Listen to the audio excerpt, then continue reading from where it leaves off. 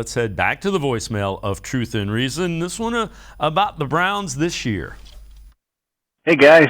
I just skimmed through an article on NFL.com talking about the Dolphins' perfect season. There are some stunning similarities compared to what the looked like going into the season. Number one, the Dolphins lost their starting quarterback in Week 5 when Earl Morrall took over into the playoffs, having played on 5 teams prior. In our case, just the reverse. They had quite the three-headed running back attack. Sound familiar? They had a good to great O-line led by their veteran guard, Larry Little. They relied heavily on their defense, called the no-name defense. I like our defense, too. They had an up-and-coming young coach named Don Shula. Our coach is young and only going to get better. So I'm not saying we're going undefeated anytime soon, if ever, but the possibilities of this team making some noise is real. We have the talent. Do we have the right mindset? I believe so. Go Browns. As always, appreciate all of the voicemails. Tyvis, I like the similarities you drew. A little bit different NFL, though, in 1972. This one is geared towards passing a little bit more, which I think is what has everybody you're laughing because you're a defensive back. That's what has everybody concerned.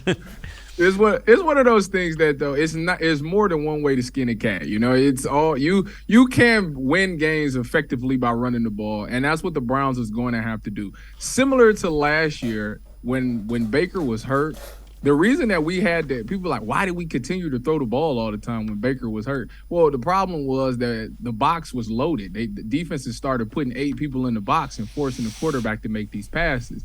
And if you believe it or not, we was in a lot of games with the hurt quarterback. So I think now that we got a healthy Jacoby Brissett, if Kevin Stefanski calls it right, he will be in a lot of games this season. Jacoby Brissett is good enough to make those throws.